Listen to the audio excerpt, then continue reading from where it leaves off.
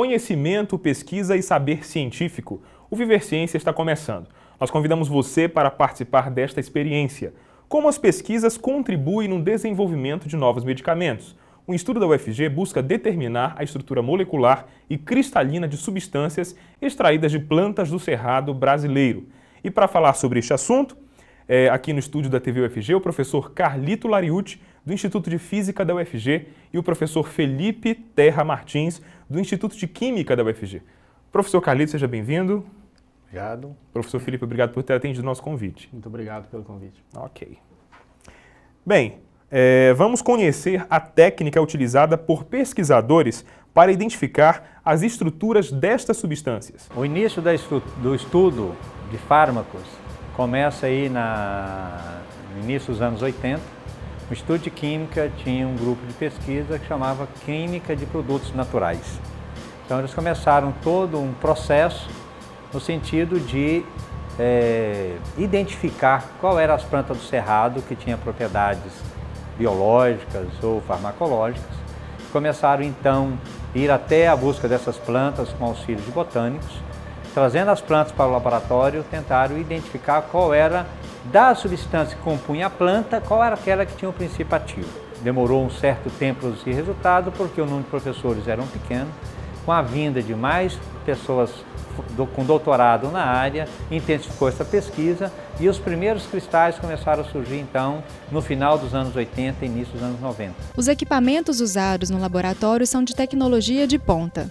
O primeiro utilizado no processo tem capacidade superior na análise das amostras. No ano passado, há mais ou menos um ano atrás, esse equipamento aqui foi instalado. 235 amostras foram coletadas neste material em aproximadamente um ano. O que compõe esse laboratório é, claro que o nosso equipamento principal é o difratômetro de raio-x, certo?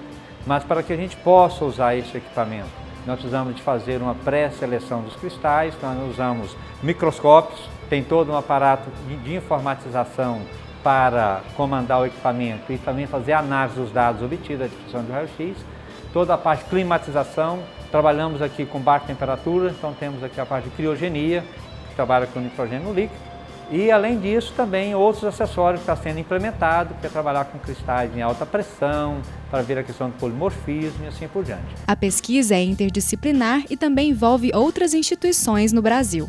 Este aqui é uma parcela pequena do trabalho que a gente desenvolve, porque uma vez que os químicos separam uma amostra, cristalizam ou mandam para nós, a gente cristaliza aqui no laboratório, consegue os monoscristais, fazemos então a difração deste material usando o raio-x, obtemos as estruturas, conhecendo a estrutura cristalina, que seria a localização de todos os átomos e as suas moléculas, confirmando aquilo que os químicos realmente esperariam que fosse, e aí então, retornando esse material para os químicos e para os biólogos, eles começam a fazer o estudo da interação dessas moléculas com a parte biológica. E as coisas caminhando positivamente, segue então para os testes in vitro, in vivo, em cobaias e depois em humanos, que é um processo mais longo, que não se faz isso aqui, por exemplo, na UFG. O projeto já forma outros profissionais na UFG que utilizam técnicas e equipamentos fundamentais na composição da indústria de remédios. Esse equipamento foi adquirido recentemente junto com o difratômetro. É o primeiro em funcionamento no Brasil e tem pouquíssimos laboratórios no mundo que trabalham com esse tipo de equipamento. Ele permite fazer medidas de difração em altas pressões, favorecendo assim a observação de polimorfismo em fármaco. Isso é bem importante na indústria farmacêutica, visto que você, em algumas etapas do processo de produção do medicamento, tem pressão no próprio produto e isso pode acarretar então um polimorfismo. O polimorfismo é um processo que pode resultar em uma alteração no efeito do medicamento. Baseado neste saber, a equipe representa uma importante etapa na produção farmacêutica. E a respeito deste assunto, a gente começa o nosso bate-papo aqui no estúdio. Professor Carlito, para que o nosso público entenda melhor por que a técnica de difração de raio-x foi escolhida como método de identificação dessas estruturas de substâncias. A difração de raio-x na identificação das estruturas molecular e cristalina é uma das técnicas mais precisas, por não dizer a mais precisa, para a elucidação da estrutura sem dúvida de como ela realmente é cristalizada nas amostras, certo? Porque tem outras técnicas, porém, muitas delas não chegam a esse estudo conclusivo.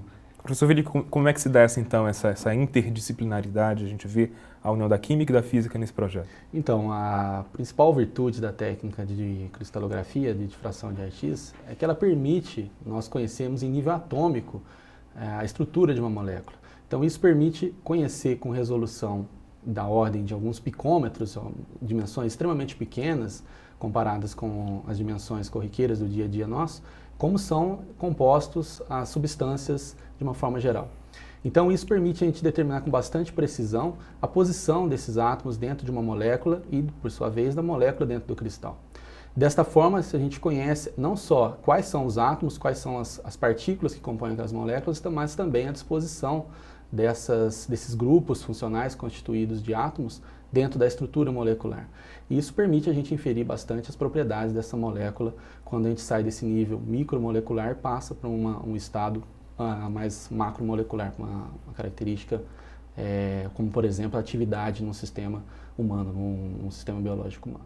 Bem, houve a participação de outras instituições de ensino nessa pesquisa. Como isso contribuiu para que esse processo começasse a ser consolidado? Esses equipamentos, os equipamentos de difração de raio-x no Brasil, ele não tem em todos os lugares, podemos dizer, tem uns 4, 5, no máximo 6 pelo Brasil, e os pesquisadores muitas vezes não têm à sua disposição esses equipamentos, e eles então fazem a parte da síntese, separam os materiais, cristalizam e encaminham para os laboratórios que têm o equipamento para fazer a elucidação dessas amostras. E aí, feita a elucidação, é devolvido então esse resultado para esses grupos. Então é realmente um trabalho que envolve várias instituições dentro do mesmo foco, do mesmo objetivo. Ok, participe do nosso programa, envie uma mensagem para o nosso e-mail, Twitter ou Facebook e acesse a nossa página na internet. O Viver Ciência vai para um rápido intervalo, voltamos em seguida para entender as aplicações desta pesquisa e entender como ela pode nos beneficiar. Continue com a gente, não saia daí. A ciência é vida quando ela permite que as pessoas possam experimentar, vivenciar e comprovar as experiências da vida. Então, quando a gente, de fato, consegue entender que a biologia, que ela nos ajuda a compreender, a traduzir o mundo e a respeitar o mundo, nós precisamos fazer com que a ciência ela seja válida e ela seja respeitada e contemplada e vivida por todos nós.